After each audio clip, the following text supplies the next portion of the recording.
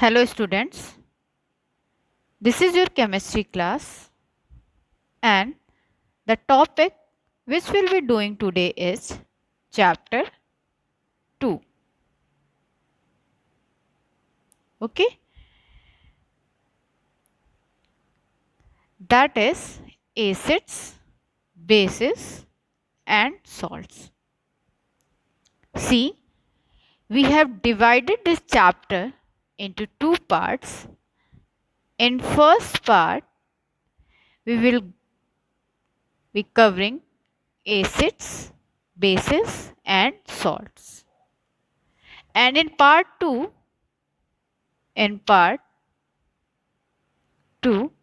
we will doing all the compounds which are included your syllabus like washing soda,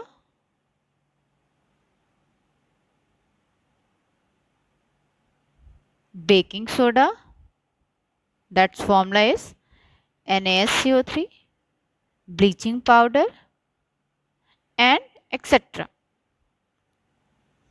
So firstly we are going to start first part in which we can discuss about acids, base and salt. Okay, then list of the topic. The first topic we are going to cover in part 1 is about acids, bases, physical property of acid and bases, chemical property of acid and bases, and pH of its biological importance and indicators. Okay, so let's start with the chapter. So firstly I am going to discuss what is the acid. Okay,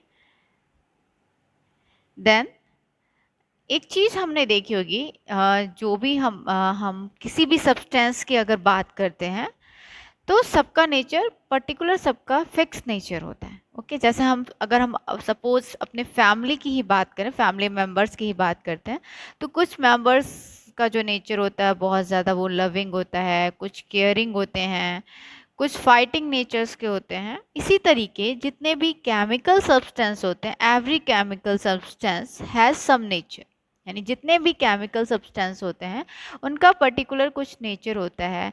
वो acidic हो सकते हैं, वो acidic हो सकते हैं, वो basic हो सकते हैं, या फिर वो न्यूट्रल हो सकते हैं. ओके, यानी जितने भी chemical substance, every chemical substances has some nature, either it is acidic, basic और न्यूट्रल. उनको नेचर के अकॉर्डिंग हम 3 पार्ट्स में डिवाइड करते हैं. ठीक है, तो सबसे पहले जो हम सब्सटेंस के बारे में डिस्कस करेंगे दैट इज एसिड. यानी वो उनका नेचर क्या होगा, that is acidic in nature. तो सबसे पहले we are going to firstly discuss about what is the acid. What is the acid? तो एसिड मीन्स होते हैं दो सब्सटेंस विच हैव सोर इन अ टेस्ट. यानी वो सब्सटेंस जो जिनका टेस्ट क्या होगा, शोर होगा, खट्टा होगा, उन सब्सटेंस को हम क्या कहेंगे, एसिड कहते हैं. इसके अलावा और क्या प्रॉपर्टीज होती है? जो एसिड्स होंगे वो क्या करेंगे, ब्लू लिटमस पेपर, यानी हमारे पास अगर ब्लू लिटमस पेपर है और उस पे इस ब्लू लिटमस पेपर पर अगर हम सपोज ये ब्लू लिटमस पेपर है, इस ब्लू लिटमस पेपर पे अगर हम एक्वा सॉल्यूशन ऑफ एसिड को पोर कर दें, 1 और 2 ड्रॉप इस ब्लू लिटमस पेपर पे हम पुटअप कर दें, तो क्या होगा, ये जो ब्लू लिटमस पेपर होगा it will be converted into the red.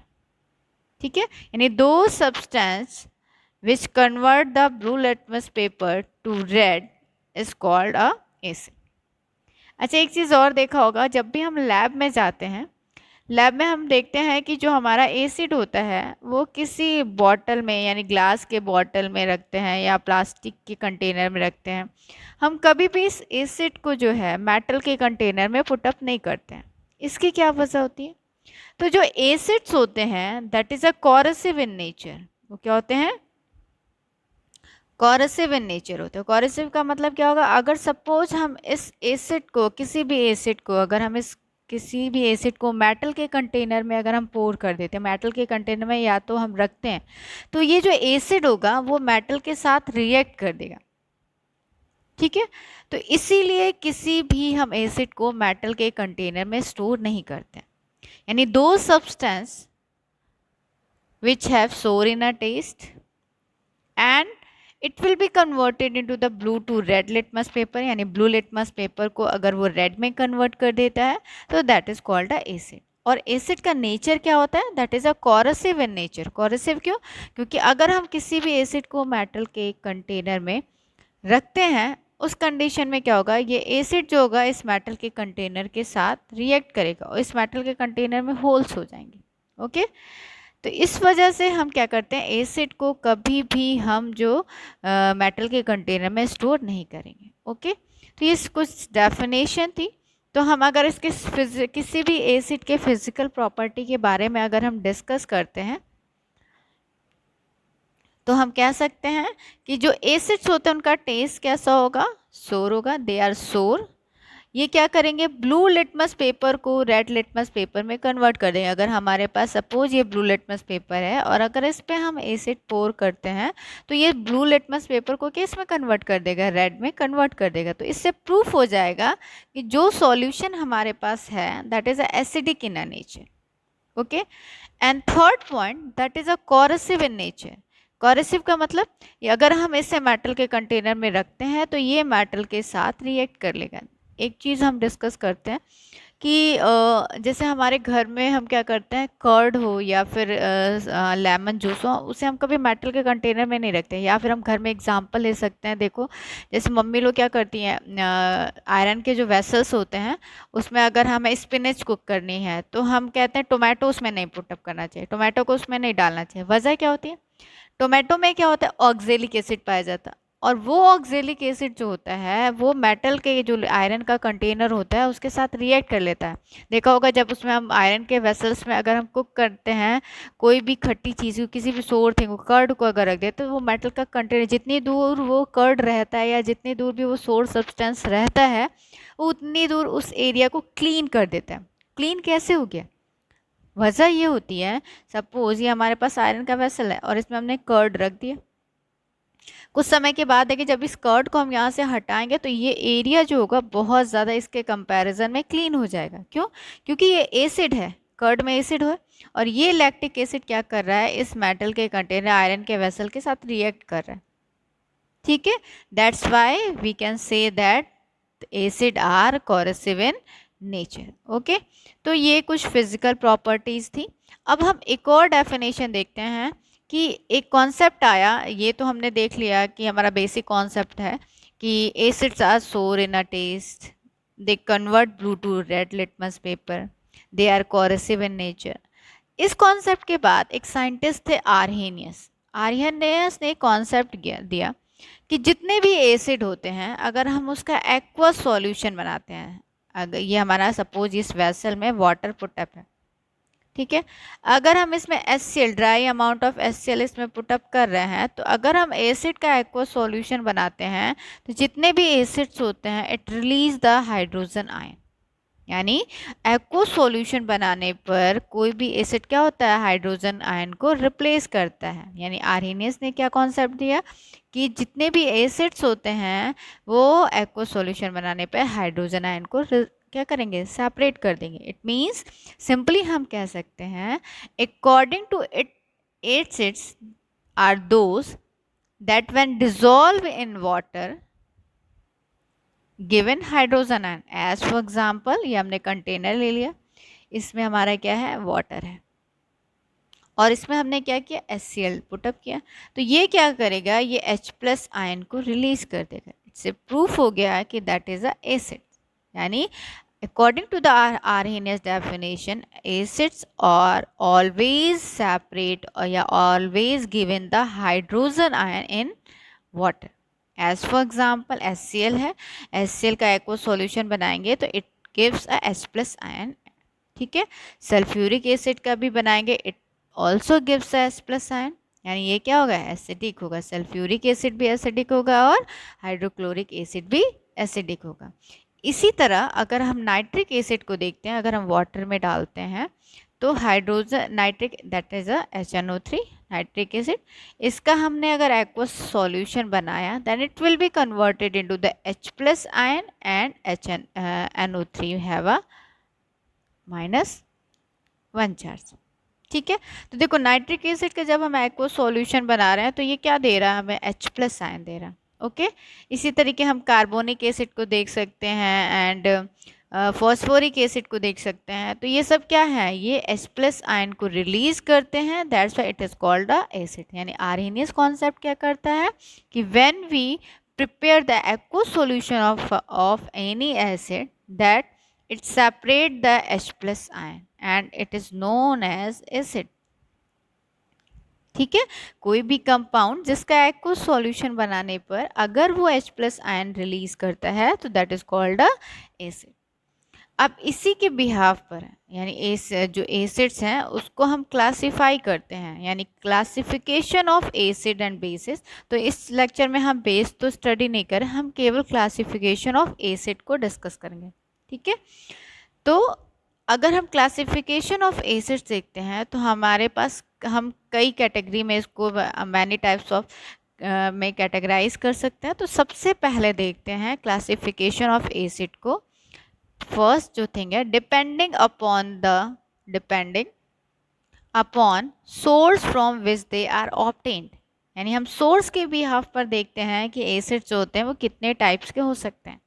तो सोर्स के बिहाफ पे देखेंगे तो एसिड जो होता है it will B divided into 2 parts, organic acid and inorganic acid. Organic acid क्या होते हैं, ये क्या होते हैं, जो ऑर्गेनिक सब्सटेंस से मिलेगा, जैसे जितने भी ऑर्गेनिक सब्सटेंस से मिलने वाले एसिड होते हैं that is called organic acid and it is a weak acid. ये ईटेबल होते हैं। एज फॉर एग्जाम्पल ऑर्गेनिक मतलब, ऑर्गेनिक कंपाउंड का मतलब क्या होता है, those compound which contain the hydro carbon that is called a organic compound, और जो उस ऑर्गेनिक कंपाउंड से जो एसिड मिलते हैं that is called a organic acid. और ये जो ऑर्गेनिक एसिड होते हैं that is a weak acid, ये ईटेबल होते हैं। एग्जाम्पल जैसे ये ऑरेंज, ये फिगर में अगर हम देखें ये ऑरेंज है, तो ऑरेंज में क्या होता है, सिट्रिक एसिड होता है।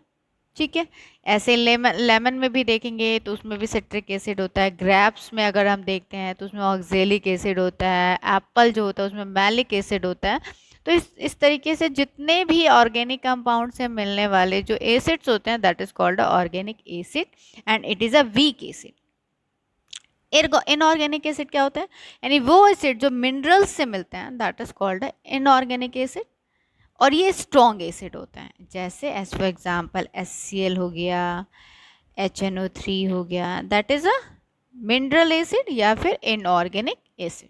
तो ये सोर्स के बिहाफ पर हम देख सकते हैं कि it will B divided into 2 parts, first that is called organic acid and second one that is called inorganic acid. Okay, तो अब इसका डेफिनेशन भी देख लेते हैं। ऑर्गेनिक एसिड्स का मतलब क्या है कि those acid which are obtained from plants and animals, यानी वो एसिड जो प्लांट्स एंड एनिमल्स से ऑब्टेन्ड होते हैं that is called organic acid. Example जैसे टोमेटो, एप्पल एंड लेमन। अभी जस्ट मैंने पहले बोला कि जो आपका टोमेटो होता है उसमें कौन सा एसिड होता है, ऑक्जेलिक एसिड होता है। एप्पल में मैलिक एसिड एंड लेमन में कौन सा होता है, सिट्रिक एसिड। यानी वो एसिड जो हमें प्लांट्स एंड एनिमल यानी ऑर्गेनिक कंपाउंड से जो एसिड मिलते हैं that is called organic acid.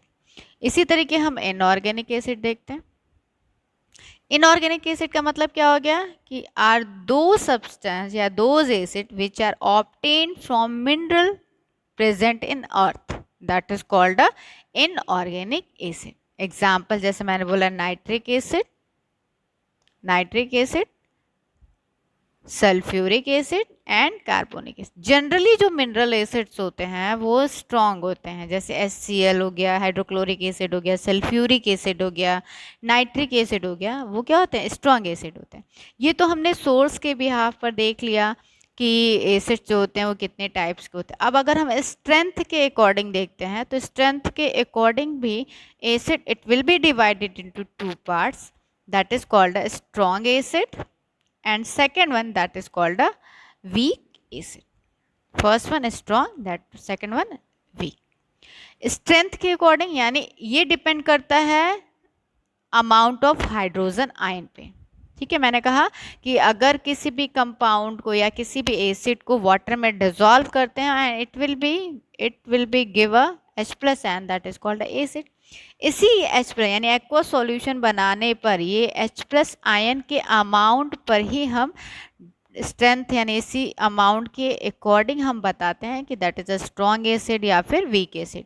यानी एक्वस सॉल्यूशन बनाया हमने जिसमें concentration of hydrogen ion maximum होगा वो स्ट्रॉन्ग एसिड होगा, जिसमें concentration of hydrogen ion minimum होगा that is called a weak acid. तो इसको भी हम डेफिनेशन के अकॉर्डिंग देख लेते हैं। स्ट्रॉन्ग एसिड क्या होता है? Strong acid is that in which completely dissociate into hydrogen ion. यानी अगर सपोज हमने एक कंटेनर लिया और इसमें हमने वाटर ले लिया, इसमें हमने अगर कोई एसिड यहाँ पे पुटअप किया है और ये कंप्लीटली डिसॉल्व होकर के कंप्लीटली डिसोसिएट नहीं कहेंगे, डिसोसिएट होकर के H+ यानी पूरे सपोज हमने 100% HCl इसमें डाला और ये 100% ये डिसोसिएट होकर के H+ आयन देता है, यानी इसमें कंसंट्रेशन ऑफ हाइड्रोजन आयन क्या हो गया? मैक्सिमम हो गया। तो that is called a strong acid. As for example जैसे hydrochloric acid, sulphuric acid, nitric acid, ये जो अगर हम एक्वा सॉल्यूशन बनाते हैं तो ये कंप्लीटली डिसोसिएट होता है, यानी कंसंट्रेशन ऑफ हाइड्रोजन आयन उसमें क्या होता है? मैक्सिमम होता है, and that is called a strong acid. Okay, weak acid में क्या होगा? वीक एसिड में क्या होगा? अगर सपोज हमने एक कंटेनर लिया और उसमें हमने कोई वाटर ले लिया और इसमें हमने एसिड पोर कर दिया, अब ये क्या होगा? जो इस एसिड हमने इसमें डाला ये कंप्लीटली डिसॉल्व नहीं होगा, ये पार्शियली डिसॉल्व होकर के H+ आयन है। सपोज हमने 100% एसिड डाला तो हो सकता है जो 100% एसिड इस कंटेनर में एक्वा सॉल्यूशन बनाया है वो केवल उसमें से 10% ही डिसोसिएट हो रहा है, 10% ही डिसोसिएट होकर के हाइड्रोजन आयन दे रहा है।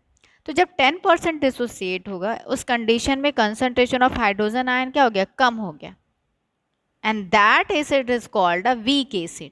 ठीक है, एज फॉर एग्जाम्पल हम बोल सकते हैं कार्बोनिक एसिड, इसके अलावा हम एसिटिक एसिड बोल सकते हैं।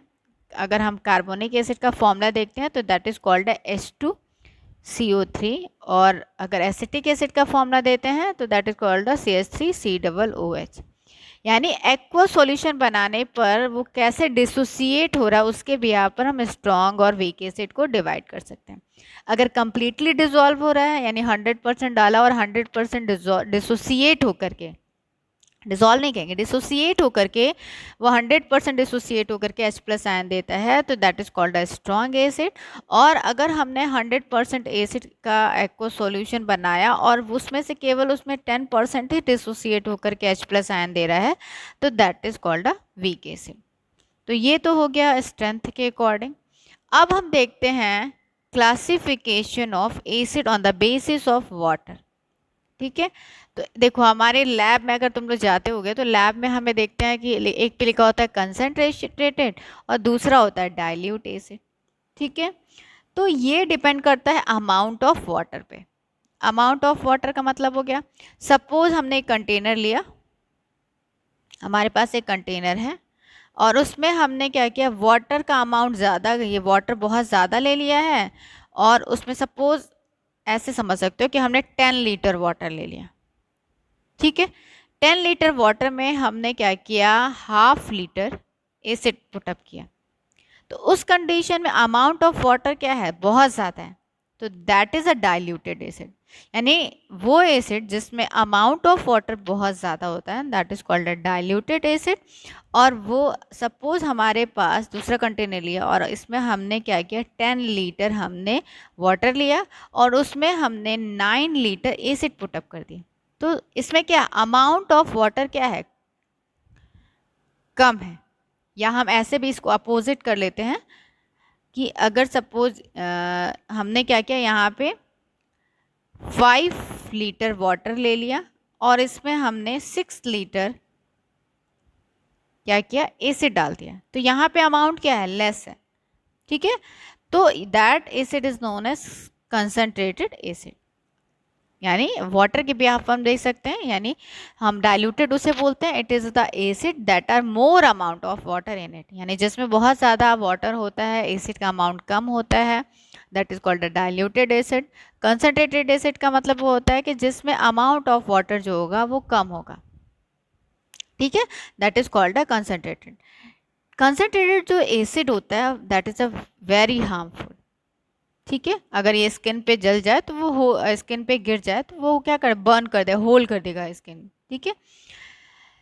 अब देखो हमारे पास एक चीज़, देखो हमने कि ये तो बता दिया कि हमारे पास डाइल्यूटेड एसिड भी होता है लैब में और कंसंट्रेटेड एसिड भी होता है, लेकिन एक चीज़ इसमें ये भी देखनी पड़ती है कि अगर हमारे पास तो लैब में दोनों चीज़ें अवेलेबल हैं, लेकिन हम वो एसिड का डाइल्यूशन करते कैसे हैं, हमारे पास दो कंडीशन। अगर कॉमन सोचें तो हमें लगेगा कि लोग एक कंटेनर में हमने क्या किया, वाटर एसिड में वाटर डालो या वाटर में एसिड मिक्स करो, दोनों चीज़ें एक है, नहीं, दैट इज़ अ रॉन्ग, दोनों चीज़ें एक नहीं है, दोनों में दो अलग अलग चीज़ें। जैसे अगर हमें किसी भी एसिड का डाइल्यूशन करना है तो हम एक कंटेनर लेंगे, उसमें वाटर रखेंगे, दैट इज़ अ वाटर, और उसमें हम इस कंटेनर जिसमें हमने वाटर लिया ड्रॉप वाइज, कैसे, ड्रॉप वाइज जो है एसिड इसमें पोर करेंगे और स्टीयर करते रहेंगे, ठीक है, that is the correct method of the dilution. अगर हमने इसको अपोजिट कर दिया, सपोज हमने इसमें एसिड ले लिया, ये एसिड ले लिया और इसमें हम वाटर मिक्स कर रहे हैं, अगर इसमें हम वाटर मिक्स कर रहे हैं तो that is a wrong method. होगा क्या, जो भी डाइल्यूशन कर रहा होगा that is a highly exothermic reaction, और उस कंडीशन में जो भी डाइल्यूशन कर रहा होगा वो बर्न हो जाए, क्योंकि हीट बहुत तेज़ी से रिलीज होगी और वो जो भी डाइल्यूशन कर रहा होगा उसके ऊपर आ जाएगा एसिड और वो जल जाएगा। तो करेक्ट मेथड क्या होगा, करेक्ट मेथड ये होगा कि एक कंटेनर लेंगे, इसमें हम वाटर रखेंगे और ड्रॉप वाइज इसमें एसिड पोर करेंगे और स्टीयर कंटिन्यूअसली करेंगे, that is the correct method of the dilution. Simply हम कह सकते हैं कि one can dilute concentrated acid by adding concentrated acid slowly in water with continuously stirring. By doing so, the heat release is comparatively less and is constantly absorbed by water. So, it prevents the reaction from becoming violent. और अगर opposite कर दें तो वो क्या हो जाएगा, बहुत ज़्यादा हार्मफुल, जो भी डाइल्यूशन कर रहा होगा वो जल जाएगा, ओके। तो that is the correct method of the dilution, ठीक है। अब कुछ हम देख लेते हैं कि किस चीज़ में कौन सा एसिड पाया जाता है। तो सबसे पहले हम देखते हैं हमारे घर में जो विनेगर हम यूज़ करते हैं उसमें एसिटिक एसिड होता है, लेमन में सिट्रिक एसिड होता है, टोमेटो में ऑक्जेलिक एसिड होता है, एप्पल में मैलिक एसिड होता है, ये एप्पल है आपका, इसमें मैलिक एसिड होता है, ग्रेप्स में ऑक्जेलिक एसिड होता है, ये थोड़ा रॉन्ग हो गया है, ये चीज़ नहीं होता है, टार्ट्रिक एसिड नहीं होता है, ठीक है। ग्रेप्स में क्या होगा, ग्रेप्स में भी ऑक्जेलिक एसिड होता है, जो इमली होती है उसमें जो होता है वो टार्ट्रिक एसिड होता है। मिल्क में क्या होता है, लैक्टोज होता है, लैक्टोज होता है, लेकिन जब मिल्क सोर होने लगता है तो lactose it converted into the lactic acid, या फिर हम कर्ड में कह सकते हैं कि लैक्टिक एसिड होता है, ठीक है। आंट में क्या होता है, देखा होगा अगर रेड आंट हमें बाइट करती है, स्टिंग करती है, तो क्या होता है, बहुत ज़्यादा ईचिंग होने लगती है, पेन होने लगता है, तो वो क्या करती है, फॉर्मिक एसिड रिलीज करती है। जैसे हनी बी होता है, हनी बी अगर हमें स्टिंग कर दे तो क्या होता है, पेन होता है, वहाँ पे स्वेलिंग हो जाती है, तो वो कौन सा एसिड रिलीज करती है, that is a formic acid. तो आज के लेक्चर में बस इतना ही, अगर किसी को भी कोई डाउट होता है तो आप पूछ सकते हैं, ठीक है। Thank you. नेक्स्ट लेक्चर में हम केमिकल प्रॉपर्टी ऑफ एसिड के बारे में डिस्कस करेंगे, ठीक है, और इंडिकेटर्स के बारे में भी हम डिस्कस करेंगे। Okay, thank